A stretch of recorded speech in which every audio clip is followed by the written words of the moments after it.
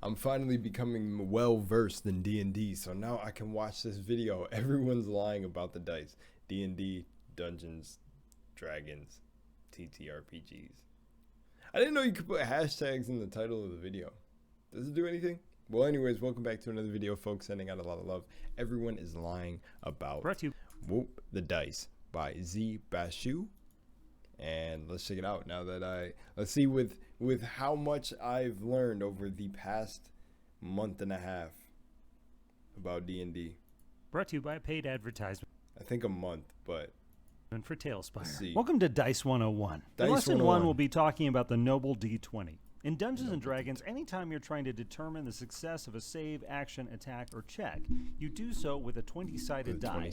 Picking the right one is important. I know that Many now. people will tell you that D20s have a 5% probability of landing on each side, a median of 11, and that every roll has about the same probability.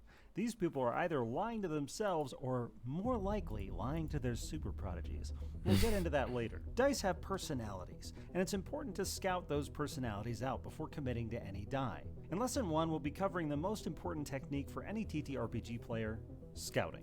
If you see a person at the counter rolling all the dice they might buy, you know you're looking at a pro. To scout a die's personality, roll it twice. I feel like usually follow anybody should do that. Following categories.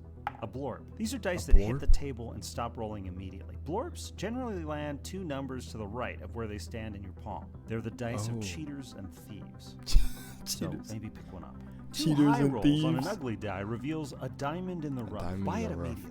These are the ideal dice for important saves, even if they don't match the rest of your character set. Now 2 numbers above 10 that aren't too high, that's a fresh die. These make great character dice and good training candidates, but we'll talk about that in Lesson 2. If the scout roll results in 2 low numbers, don't worry, there's still hope. It's time for a prod. Roll them 10 more times, and if the numbers ramp up, these are shy dice. Buy them immediately. These dice ramp up and spike down over the course of a game, but they're very reliable. Just make sure to roll out all the bad rolls before each game. And these are all D20s so far? If your 10 test rolls in the prod came out low, you've got a low and slow. They're reliably low rollers. These are great dice for any DM. You can use them to build tension, though you secretly know the rolls will come out low. And even if you aren't a DM, they're a great gift for your DM, or really any comedic player. Now finally, if you're testing dice and they roll comedic players to purposely roll low. Oh my gosh. Be wary. It might be a super prodigy, I would just take my chance with fate. It's probably a traitor. The only way to find out is to buy it. The first roll after you own a die will reveal its true character. If it's a 1 through 6, you've got a traitor die. And again, you'd think that these would be a good gift for a DM, but actually, unlike the low and slow, the traitor die will remember you for all time. It rolls high against you and low for you, except on absolutely meaningless SFU something it's fucking no coincidence useless. That most traitors come from eBay estate sales, because the only way to take care of a traitor is to lock it in a box somewhere in your attic. If your first roll after you own a double 20 is high, you'll want to buy a whole set in the same style, because you have a super prodigy. The cornerstone of any good character set. A super prodigy usually has the best performance in the game, but it has performance anxiety. It's of the utmost importance that when you speak near your super prodigy, you mention things like how every number has a 5% likelihood of being rolled, that people who believe in dice personalities are fucking idiots, and that each time the median roll for a D20 is about 11. This will ease the pressure and keep your prodigy rolling high. And with that, happy dice collecting. I'll see you in Lesson 2, Dice Training. Thanks for watching this animated spellbook brought to you by paid advertising. Yo, that was really cool. So this one right here was all about the D20.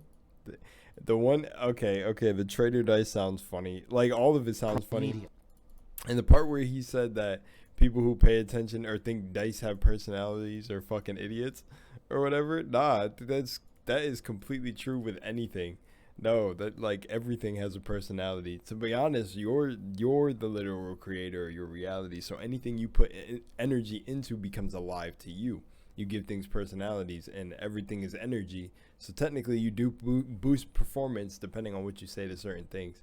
Like when people, it's like that thing when people smack the TV remote and they think smacking it is gonna help. Well, if they truly believe it's gonna help, who's to say it doesn't actually help, But because even with proven, like it being proven, We know there's that unseen force, but it's just, I just find that funny. I think all dice have personalities, and when he said if you see someone rolling their dice before they buy them, I completely agree with that. I would roll my dice before I buy them. I feel like, I guess I'm a pro now, guys. You hear that? I'm a pro. I would roll my dice before I buy them. I feel like that's a given. Like, you just have to do something like that. But a blorp, are these actual like terms? Like the trader die, a blorp, diamond in the rough, or did this dude just completely kill it with making all these names? Because this animation was really great. I enjoyed the animation. This shit was badass. And the low and slow. What was this one called? Is this science? The low and slow is this one. They low slow, but pretty consistent. Oh man, this was great. I'm gonna keep this in mind when I actually get around to buying my dice and getting a whole thing going. Where can you find dice? Do you have to like go to what kind of store? So someone that should fill me in, or do you have to order them online now or more? I feel like, oh man, the D20, the faded D20. That's great. That's great. This is a great video. I love the animation. It was cool. Oh yeah, the whole every number has a 5% chance of rolling. That is not. There's no way.